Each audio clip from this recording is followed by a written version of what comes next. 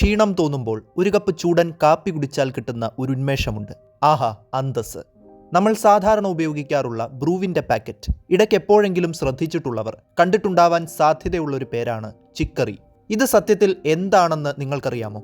Asteraceae എന്ന സസ്യകുടുംബത്തിൽ ഉൾപ്പെടുന്ന ചിക്കോറിയം ഇൻഡിബസ് എന്ന ചെടിയുടെ വേരിൽ നിന്നാണ് ചിക്കറി ഉൽപ്പാദിപ്പിക്കുന്നത്.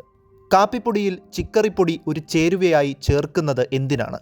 കാപ്പിയുടെ രുചിയും മണവും വർദ്ധിപ്പിക്കാൻ ഇത് സഹായിക്കും. പ്രധാനമായി യൂറോപ്പിലും ഏഷ്യയിലും കണ്ടുവരുന്ന ഒരു ചെടിയാണ് ഇത്.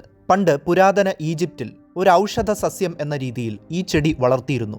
കാപ്പിയുടെ പകരക്കാരനായും ഒരു വെജിറ്റബിളായും മൃഗങ്ങൾക്കുള്ള തീറ്റയായും ഇത് ഉപയോഗിച്ചിരുന്നു. ചിക്കോറിയം എന്ന ജനുസിൽപ്പെടുന്ന 6ഓളം സസ്യങ്ങൾ ഉണ്ട്. ഡയബറ്റിക്സിൻ്റെയും മുറിവുകളുടെയും ഒക്കെ ചികിത്സയ്ക്കായി ചിക്കറി ഉപയോഗിക്കുന്നു. ഫ്രഷായി പറിച്ചെടുത്ത ചിക്കറിയുടെ വേരിന് കയ്പ് രുചിയാണ്. ഉണക്കിയും തിളപ്പിച്ചും വറുത്തും വെള്ളത്തിലോ സിട്രിക് ആസിഡിലോ മുക്കിവെച്ചുമാണ് ഈ കയ്പ് ഇല്ലാതാക്കുന്നത്. ചെറിയ കഷ്ണങ്ങളായി നുറുക്കിയതിനു ശേഷമാണ് ഇത് പല ആവശ്യങ്ങൾക്കായി ഉപയോഗിക്കുന്നത്.